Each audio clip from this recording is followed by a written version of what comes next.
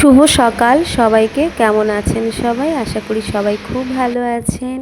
সবাইকে আমার অনেক ভালোবাসা। সবাই খুব সুস্থ থাকুন, ভালো থাকুন। আজকে সকাল সকাল চলে এলাম আমি ব্যায়াম করতে। তো যোগাই জীবন, যোগা ফর লাইফ। তো যোগ করলে ভালো থাকা যায়, সুস্থ থাকা যায়, অনেকটা রোগ মুক্ত থাকা যায়। কিন্তু যাই হোক, রেগুলার আমার করা হয় না নিয়ম করে। আর আমি যখন বাড়িতে থাকি তো সকাল অনেক ভোরবেলায় আমাকে উঠতে হয়। তো ভোরবেলা উঠে আমাকে রান্নাবান্না করতে হয়, সেটাও একটা ব্যায়াম হয়ে যায়। তাড়াহুড়া করে দৌড়ঝাঁপ করে সব কাজকর্ম করে নিই। তারপরে বাবুরা স্কুলে চলে গেলে আমি আস্তে আস্তে একটু ব্যায়াম ট্যায়াম করি। তো এখানে তো আরাম করতে এসি, আর ওদের স্কুল টিস্কুলও নেই, তো এখানে করা হচ্ছে না। তো রোজ সকালে ভোরেই উঠি, তোমাদের দাদা অফিস চলে যায়, তো উনি রোজই বলে যাবে যে একটু ব্যায়াম ট্যায়াম করো, এখন বসে বসে একটু ব্যায়াম ট্যায়াম করো। তো রোজ দিনই আমি আর সেভাবে করি না, ব্যায়াম করতে করতে আমার একটু ঘুম পেয়ে যায়। তো আজকে একটু করছি। হ্যাঁ, তো অনেক দিন করা হয় না বলে শরীরটা একটু হয়ে গেছে। আর তো তোমাদের সঙ্গে ব্যায়াম করতে করতে একটা গল্প করি। ছোটোবেলার একটা গল্প মনে পড়ে গেল।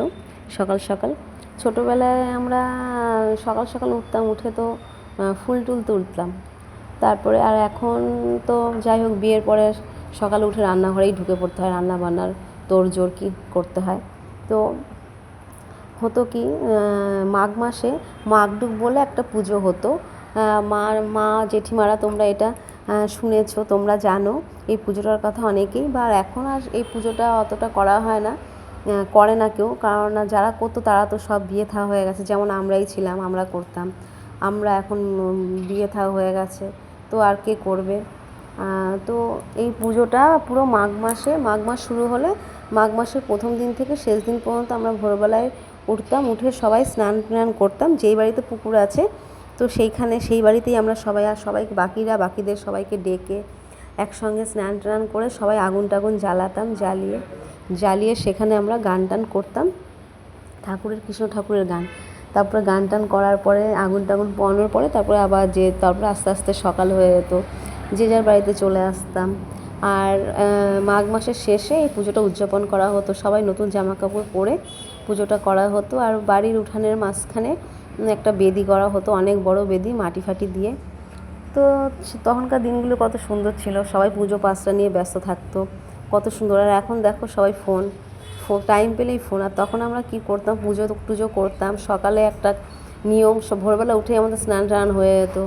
তারপরে সারাদিন পড়াশোনা করা, স্কুল টিস্কুল যাওয়ার পর এসে আবার সে পুজোর কবে শেষ হবে, পুজোর জন্য কী কী জোগাড় যন্ত্র করতে হবে, আবার সবাই এক জায়গায় একত্র হয়ে সেইগুলোকে গুছাতাম, সেইগুলো করতাম।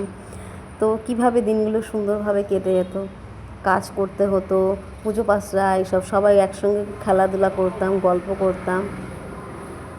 আর এখনকার বাচ্চারা স্কুলে যায়, প্রাইভেটে যায়, আর ফোন টোন নিয়েই বসে থাকে, না কোনো খেলা টেলা করে, না কোনো খেলা টেলা জানে।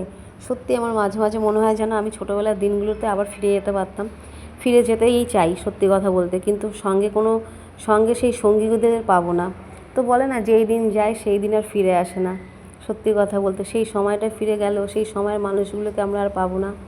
তো তার জন্য সেই সময়টা আর ফিরে আসে না, এটাই সত্যি কথা। তো যাই হোক, তার সকাল সকাল আমার বলে না, সকালে উঠলে ব্রেন মন সব কিছু ভালো থাকে, আর সব কিছু সুস্থ থাকে, অনেক শক্তি বাড়ে। তো সেরকম আজকে আয়নার মতো পরিষ্কার। তো ছোটোবেলার একটা কথা মনে পড়ে গেল একদম আয়নার মতো।